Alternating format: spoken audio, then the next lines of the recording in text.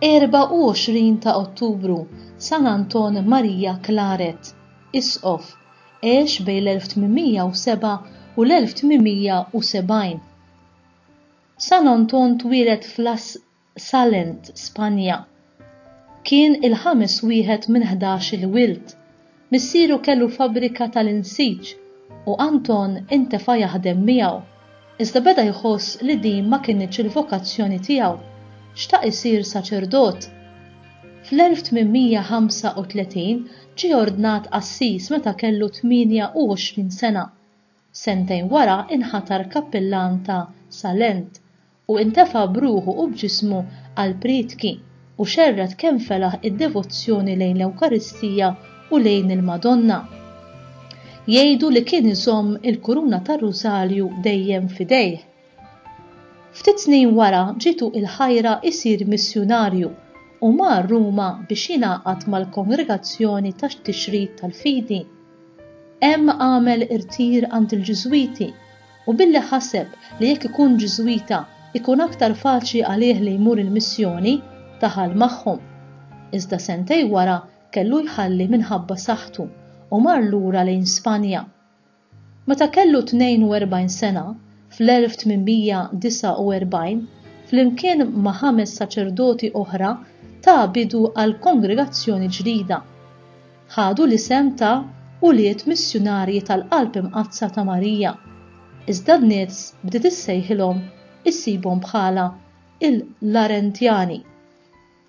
San Anton sar l-ewwel superjur tal-ordni, iżda xarej biss wara ġie maħtur Arċisqof ta' San Diego f'Kuba.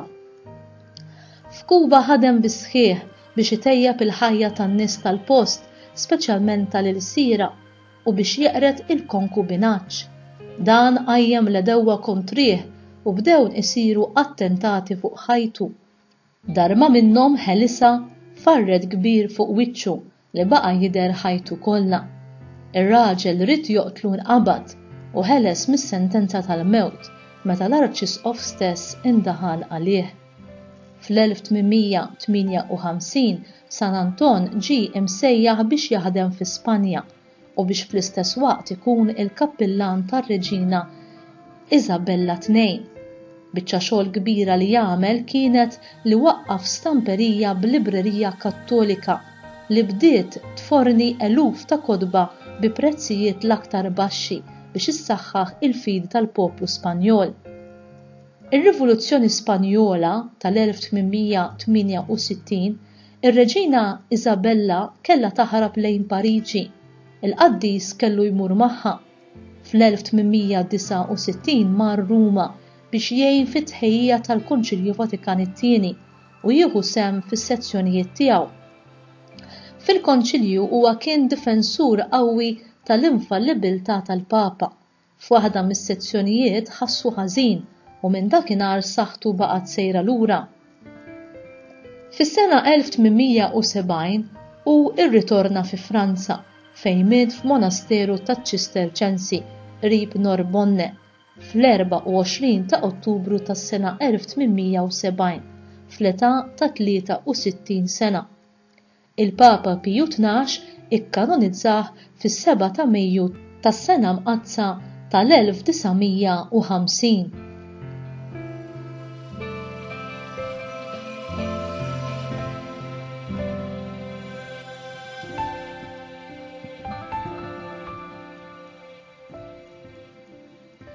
Claret kien wieħed mill-akbar missjonarji ta' żminijiet kollha li ġab tiġdid spiritwali kbir fi Spanja, fil-Gżejjer Kanarji u f'Kuba fis-seklu 19. Huwa jispikka bħala eżempju eċċellenti għaż-żelu missjonarju imħallat mal-intensità spiritwali ta' mistiku. Essenzjalment huwa kien mistiku fl-azzjoni. Tajjeb li nagħmlu enfasi kif huwa kiseb dan l-ideal biex juri kif aħna nistgħu nkunu kemm attivi kif ukoll kontemplattivi fl-istess ħin. Kull nisrani hu msejjaħ biex jevanġelizza. In-nisrani huwa riklam għal Kristu. U inti, x'tip ta' riklam int? Il-qalba ta' kull ħidma fil-parroċċa hija l-evanġelizzazzjoni ħirġa mill-qalb ta' min daq l-imħabba ta' Alla u ma jistax iżomma għalih. Jekk inti fost dawn, għaraf li l-aqwa għodda li tista' tuża fix-xandir hija int innifsek, ħsibijietek, kliemek u emilek. Dak li jidher fina quddiem in-nies għandu jkun bħal dak li jidher minn blokka silġ li tkun qed tiflowtja fil-baħar. Il-maġġoranza tas-silġa li tinsab moħbija taħt l-ilma għandu jkun il-ħajja moħbija tagħna ta' talb, sagrifiċċji u karità ma taqta' xejn. F'kelma waħda għandna nkunu qed nirsistu bla qiegħda biex nikbru fil-qdusija. Għandna naħdmu bla qiegħda u b'serviċċ ħireġ minn qalb ferriħa, imma wara li nkunu għamilna dan id-dmir għandna nafdaw ir-riżultati f'idejn l-Imgħallem. L-uniku suċċess li dan is-sit twajjeb ifittex hu li naħdmu b'imħabba u li nagħmlu dan b'qalbna kollha, b'ruħna kollha u b'moħħna kollu. L-imħabba li hi l-qofol ta' kollox, Ġesu ma kmandanix biex insolvu il-problemi tan-nies, imma biex inħobbuhom bħalma ħabna hu. Dan ifisser li rridu nagħtu ħajjitna għan-nies billi nagħtuhom l-aqwa rigal lilna nfusna, id-tbissima tagħna, il-ħin, l-attenzjoni, is-servizz. Aħna lilna nfusna biss għandna fil-kontroll tagħna, mela aħna riklam għal Kristu. M'għandix nistaqsi dwar x'inhu jagħmel l-isqof, il-kappillan, il-mexxejja tal-gruppi, jew xi nies oħra, imma x'nista' nagħmel jien. Inti tista' tagħmel effett kbir anki jekk xi drabi tħossok waħdek, bħal meta wieħed jixal xema f'post mudlam. Aħdem b'dak li għandek u offri kollox b'imħabba lill-Imgħallem. U int ukoll bħal dak iż-żagħżugħ li joffra l-5 ħobżiet u ż-2 ħutiet tara l-ġubijiet li kapaċi jagħmel Alla bil-ftit li tkun tajtu inti. Qatt ma għandna nieqfu jew naqtaw qalbna f'din il-ħidma. Jekk individwu jurina biċ-ċar li ma jridx jaf b'Alla u jitlobna biex ma nkellmuhx iżjed fuq dan is-suġġett, l-aħjar hu li naddulu lil Alla b'mod aktar fin billi nippruvaw inħobbuh kif iħobb Alla. Barmin ilma mitfuħ fuqna jista' biss ixarrabna għax hekk hi n-natura tal-istess ilma, mela Alla jista' biss iħobbna għax in-natura tiegħu hi propju l-imħabba. Mela, meta nibqgħu nħobbu anki lil dawk li jirreżistuna, inkunu qed naddulhom lil Alla nnifsu. Ħafna drabi irridu ndewqu l-esperjenza ta' Alla imħabba lin-nies billi nħobbu f'isem Alla bla ma nsemmulhom lil Alla. Mhux hekk tagħmel omm ma' wlieda meta dawn jirrifjutaw xi ikel sustanzjuż u taġid għalihom, mhux tinkludih f'riċetti oħra. Eżempju il-bajt minflok isservih molli, taħbih fit-taħlita tal-kejk u x'aktarx li l-tfal joġobhom u ma joġġezzjonaw xejn. Lanqas hemm bżonn għallhom li toqgħod issemmilhom li fil-kejk tefat l-istess bajt li għalih kienu qalula jaq marriċ.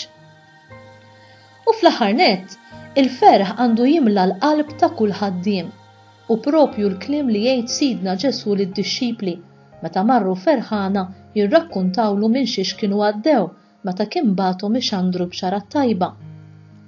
Ifirħu għalilhom għax isimkom miktub fis-smewiet. Hawn il-kelma smewiet hija b'referenza għal Alla nnifsu li jammar fis-smewiet. Mela isimna huwa miktub f'Alla minqux fil-qalb tiegħu u għad iħallasna għal mid-darba iżjed u jagħtina dak li ħaqna f'ħajja eterna. Ħsibijietna, kliemna u għemilna se jkunu mbagħad ta' xhieda sabiħa għalina quddiem is-sit li sa jgħid fil-preżenza ta' kulħadd li aħna ma stħajniex nistqarruh bla biża' quddiem il-bnedmin.